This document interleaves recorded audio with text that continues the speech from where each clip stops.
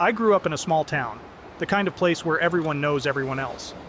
You can't make a move without someone noticing, and trust me, it has its way of catching up with you. But I never thought it would catch up with me like this. My wife Emily came from the next town over. We got married young and I thought we had the perfect life together. 3 beautiful children, a cozy home, everything a man could want. But then Emily decided to go back to work, and that's when she met Dave. He was the manager at the local hardware store, where she started working part-time. Dave was everything a person shouldn't aspire to be. Overweight, lazy, stuck in a dead-end job, and a reputedly terrible father and husband. And yet Emily seemed to mention him far too often. Complaining, yes, but mentioning him all the same. Days turned into weeks, and the nagging doubt in the back of my mind became something more tangible. I caught her leaving a Chrome window open on our family computer. This was in the days before smartphones, so our communication was shared there. That's when I saw it, a flirty message thread between Emily and Dave on Facebook, which she forgot to log out of. The words danced before my eyes, a horrifying ballet that choreographed the betrayal in vivid detail. I was devastated, outraged, confused. My emotions were a whirlpool, sucking me in, and I needed to act. I immediately called our sitter and had her come and take over with the kids. I then found Dave's address and drove to his house, a pit growing in my stomach. I had printed the damning messages, evidence of their betrayal. Dave's wife, sweet and humble, was home, and I showed her the papers. Her world crumbled as mine had, and she quickly packed her things, took her child, and left, still talking to her mother on her flip phone, because that's all we had back in the day. I remember her tears, the way she sobbed and clung to her child, her face etched with confusion and pain. It hurt me to see her like that, but it had to be done. I then drove to the hardware store. As I walked in, Emily's face turned white, a look of shock and realization crossing her features. But I didn't even stop, just gave her a stern look that said everything. I found Dave in the back office and pulled him out the back door by his hair, my rage giving me strength I didn't know I possessed. I was furious, every word, every blow fueled by betrayal and anger. I hit him hard, letting my fists speak what my words couldn't. He cowered, wet himself, even shit his pants in fear. His eye blackened, blood spilled from a cut above it. It felt like justice, but it was also just the beginning. I told him that if he didn't want his wife to find out, he'd just keep his mouth shut and take his ass whooping like a man. I decided to let him get that surprise a little later in the day. Afterwards, I walked back inside and cleaned my hands with a white towel from aisle 3, throwing it down on the register where Emily stood, her eyes wide with terror. I stared at her, wanting to see remorse, wanting to see something human in her eyes. But all I saw was a child caught in a lie, crying for being caught. She tried to speak, but I silenced her with a raised hand and left, the shop's bell ringing in my ears like a distant echo. The drive home was a blur, a turmoil of emotions. I packed her things coldly, methodically, like I was packing away a part of my life I never wanted to see again. I drove back to the store, threw her belongings in her car, and confronted her. "You have embarrassed us, our family, our children, and myself in our hometown," I told her, my voice cold and unyielding. "You have acted like a whore and a slut, so now go live like one on your own. You do not deserve me or the life I gave you. You have reduced yourself to trash, and now I'm tossing you out like trash. I called your mother and father. Go stay with them, or with him, or with whomever. I don't care. I told our kids that Grandma wasn't feeling well and that you'd be helping her for a while. You can figure out the rest on your own." Then I left her there, sobbing, lost. That evening I found solace with a buddy, venting my rage, trying to find some semblance of peace. He let me beat my frustrations out on his heavy bag, and he kept me company until I got it all out.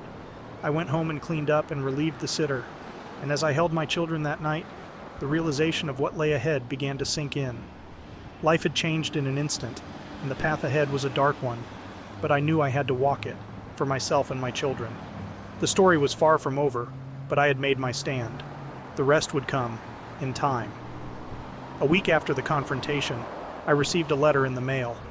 The handwriting was familiar, delicate, and filled with memories.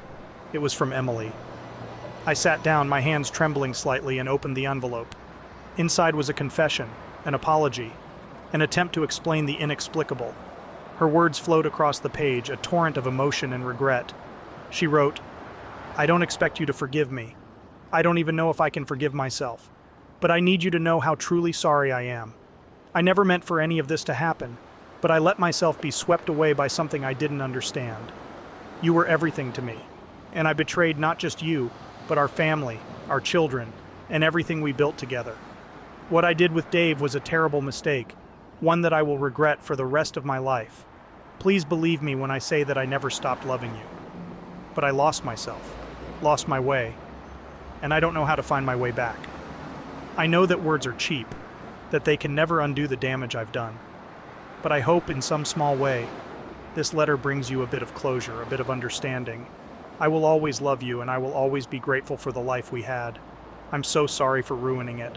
Forever yours, Emily. I read the letter once, then again, the words blurring before my eyes.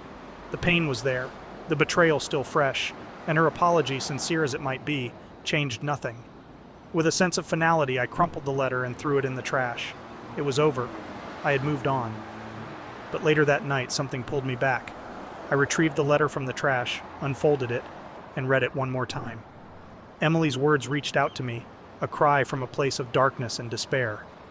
I walked outside, the letter clutched in my hand, and lit a match. The flames caught, and I watched as the paper burned, the words turning to ash, the memories consumed by fire.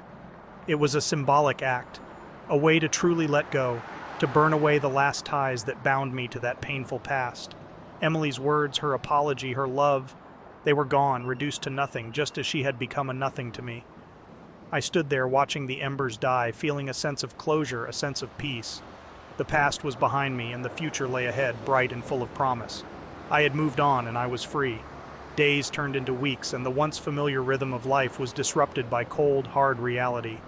My children needed to know, and I spent sleepless nights agonizing over how to tell them. The void Emily left behind was filled with lawyers, custody agreements, and whispered conversations. I thought about Dave and how he never did call the police. Maybe he was too ashamed, or maybe he understood in some way that he had brought it on himself. Whatever his reasons, I was grateful for one less battle to fight.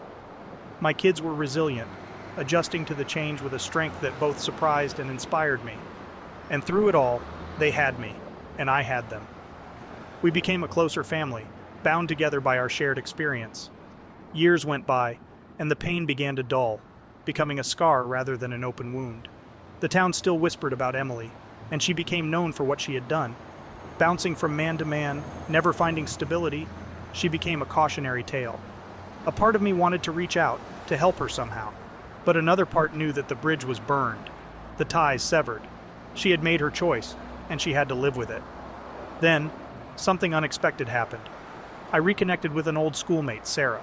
She was beautiful, both inside and out, and had never married.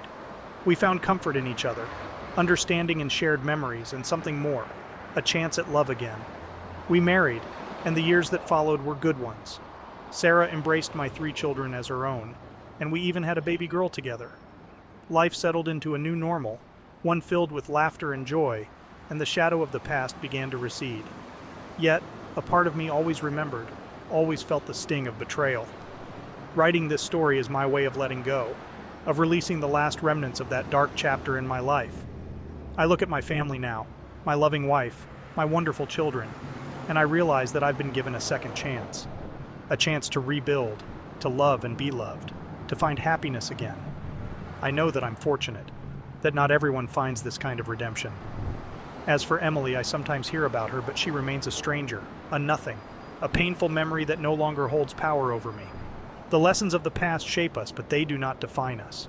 We choose our paths, and we live with our decisions. In the end, that's all we can do. Choose, live, and move on.